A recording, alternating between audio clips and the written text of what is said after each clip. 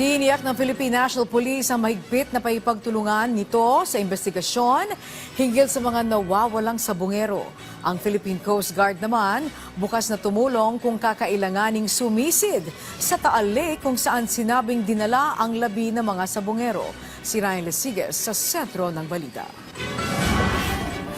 Wala umanong sasantuhin ng Philippine National Police o PNP sa gagawing investigasyon kaugnay sa mga nawawalang sabungero. Ito ay matapos lumutang na posibleng mga pulis din ang nasa likod sa pagkawala at pagkamatay ng 34 na sabungero. Regardless po kung sino po ang involved dito, civilian, mataas na tao at even yung mga kabako po natin, wala po tayong sasantuhin po dito.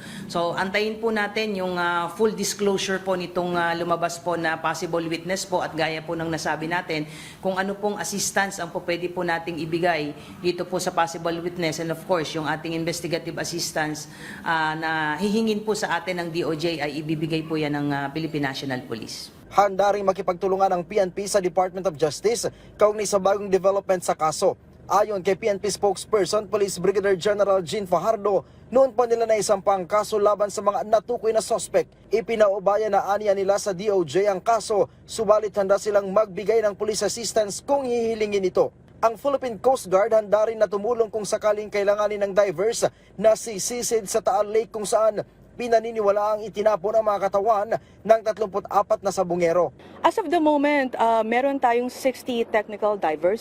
So depende kung ilan ang i-request sa atin ng Department of Justice. But they are all on standby status, so we will just be depending on the instruction. Pero aminado ang PCG na hindi magiging madali ang paghahanap sa mga ito. Bukod sa kalidad ng tubig, magiging hamon din sa mga divers ang lalim ng Taal Lake. Ang nakikita namin magiging challenge is yung lalim at lapad ng Taal Lake kasi we have 174 meters in depth.